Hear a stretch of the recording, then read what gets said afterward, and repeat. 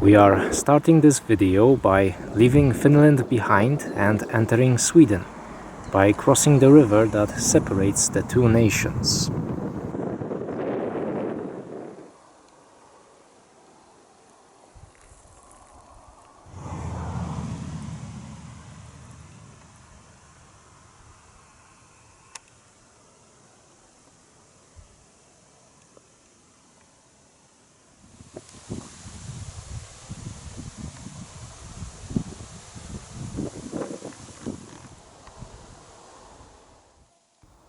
The last two videos in this series contained about 4 days of travel each, while this video contains 13, so things are much more concentrated.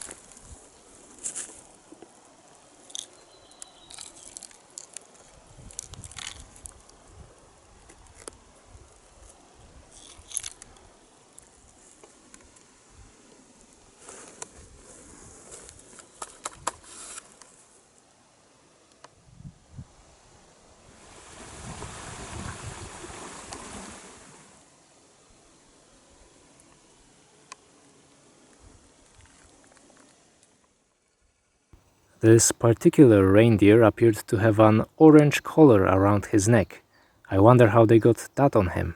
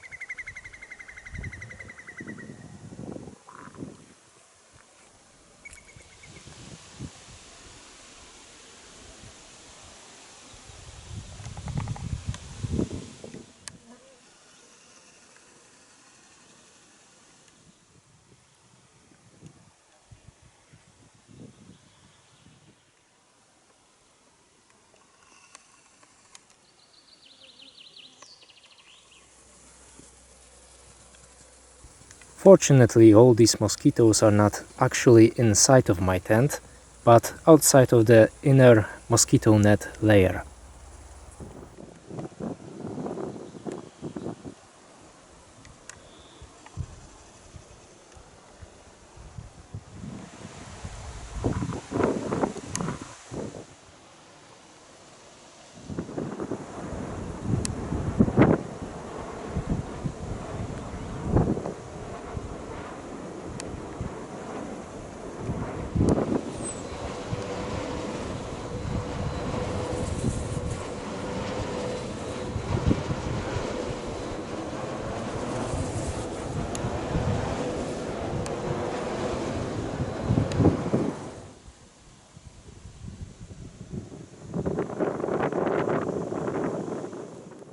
This is how long your shadow is around midday in early July in the Arctic Circle.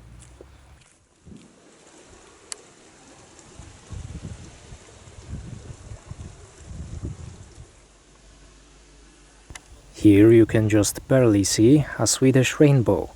I wonder if it leads to Asgard.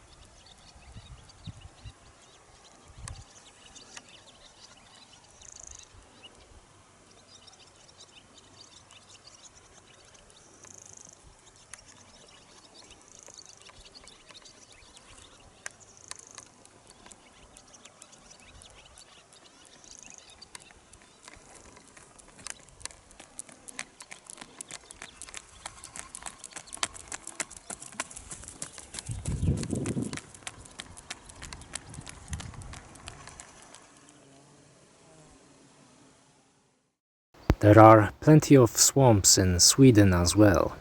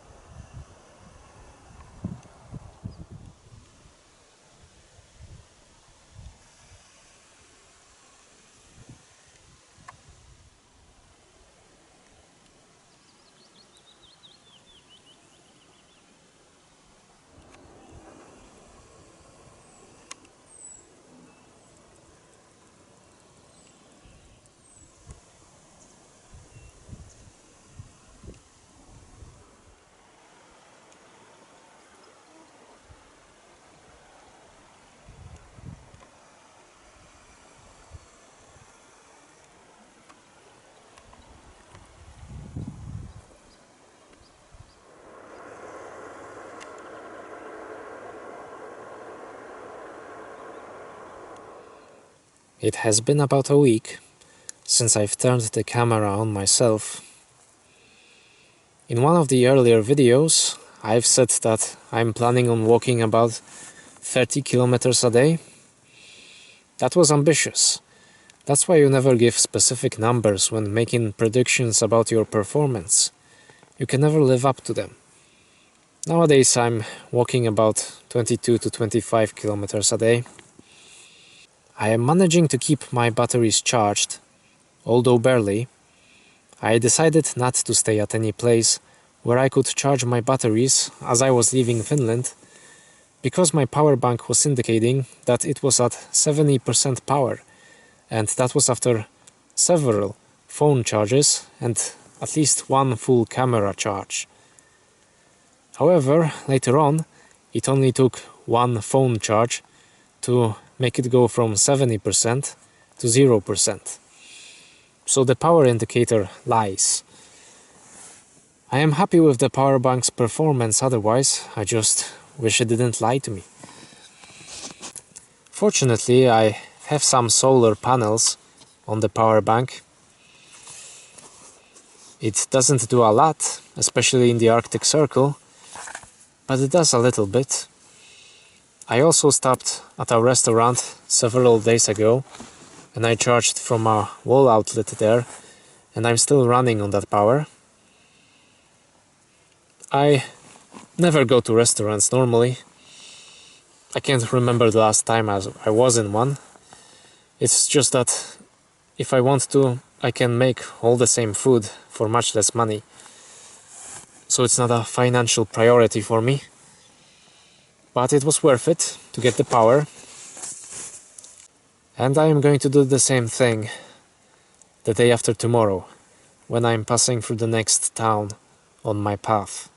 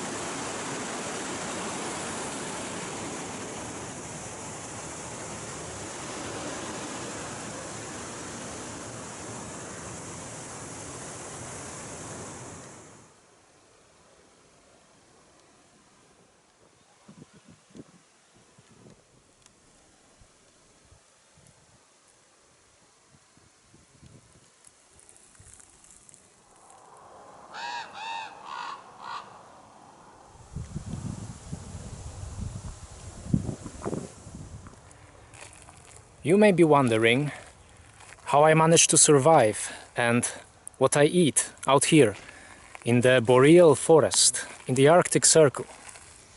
Well, there is a certain source of wild nutrition that not many people know about. But it can be found around here, especially in these schools of young pine trees. You want to find a relatively small pine tree, but not too small. This size right here is about what we're looking for. Let me see. As a matter of fact, I see what we are looking for right there.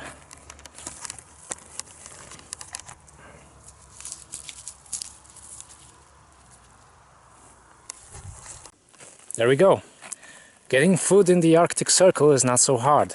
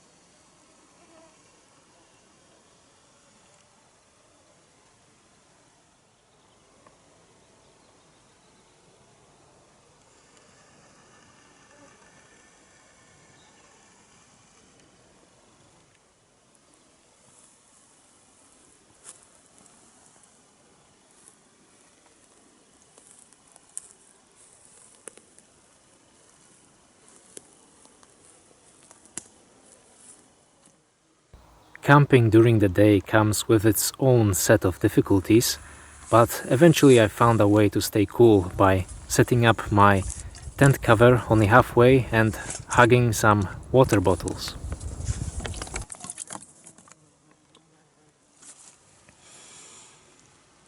There is a bit of a heat wave going on out here in the Arctic Circle right now. There have been many hot sunny days in a row, with the temperatures during the day rising to around 30 degrees Celsius, which is far too high for me to walk around all day long with a heavy backpack, which is why I've transitioned to camping during the day and traveling during the night, which is still perfectly bright. Even though the sun does dip below the horizon right now, it doesn't dip too much. Also, when it's hot and sunny during the day, that's when those big fat flies come out, and they do bite, and there is a lot of them. If it's not mosquitoes out here, it's those flies. Biting bugs reign supreme, but that's pretty much everywhere in the world, except for the most extreme of the most extreme environments. All living things are ultimately parasites and scavengers. Even plants scavenge the rays of a dying star and feed off of decay of the rotting soil. Everything is devoured by something. I suspect that this is reflected in the world of astrology as well. Our universe is the serpent devouring itself, the Ouroboros. That's the only things could ever be. That's the only way to have a functioning, self-contained, self-replenishing universe. Entropy is our reality, the constant decay of all things. I embrace it. Despite all that, we have many things, and we are very blessed to have them. Even things which in theory go against entropy, like living beings, which conserve energy, grow and reproduce, even they exhibit entropic qualities, like parasitism. Whenever something tries to go against entropy, entropy answers with unequal force. It even shows up in our human creations of industry and technology. Despite the initial spark of reason, creativity, and the complex web of human interactions which creates and maintains them. As conscious beings, we have our responsibility to fight against entropy, to build things and keep them from breaking down and to harmonize them with nature. That last part is essential, and it is the part that's missing in our modern civilization, which is the agent of entropy. And we can all feel that.